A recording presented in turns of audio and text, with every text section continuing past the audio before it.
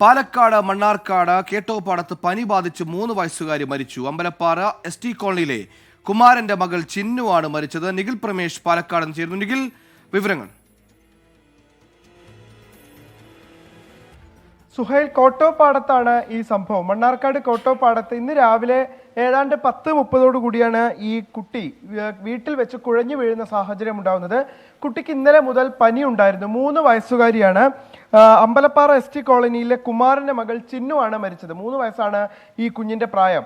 ഈ കുട്ടി ഇന്ന് 10:30 കൂടി കുഴഞ്ഞു വീണതിനെ തുടർന്ന് കുട്ടിയെ മണ്ണാർക്കാട് താലൂക്ക് ആശുപത്രിയിൽ എത്തിച്ചെങ്കിലും ജീവൻ രക്ഷിക്കാനായില്ല.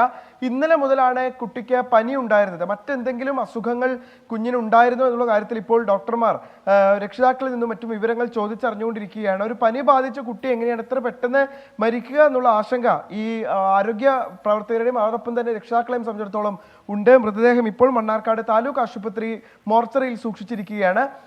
ജില്ലയിൽ കഴിഞ്ഞ ഏതാനും ദിവസങ്ങളായി പനി ജാഗ്രത നിലനിൽക്കുന്നുണ്ട്. വെസ്റ്റ് നൈൽ പനി അടക്കം സ്ഥിരീകരിക്കുന്ന സാഹചര്യം ഉണ്ടായിരുന്നു. ഒരാൾ മരിക്കുകയും ചെയ്തിരുന്നു. ഇതിന് പിന്നാലെ ആരോഗ്യ വകുപ്പ് അടക്കം ജാഗ്രതാ നിർദ്ദേശം പുറപ്പെടുവിച്ചിട്ടുണ്ട്. അതിനിടയിലാണ് ഇത്തരത്തിലുള്ള ഒരു സംഭവം കൂടി.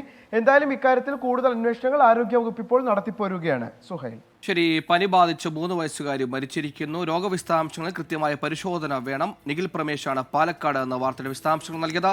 ലോകത്തെവിടെയായാലും ഏത് സമയത്തും 24 വാർത്തകളും ഓഗ്മെന്റഡ് റിയാലിറ്റി പാക്കേജുകളും എക്സ്പ്ലെയിനറുകളും വിശദമായി കാണാൻ ഞങ്ങളുടെ YouTube ചാനൽ നിങ്ങൾക്ക് സബ്സ്ക്രൈബ് ചെയ്യാം.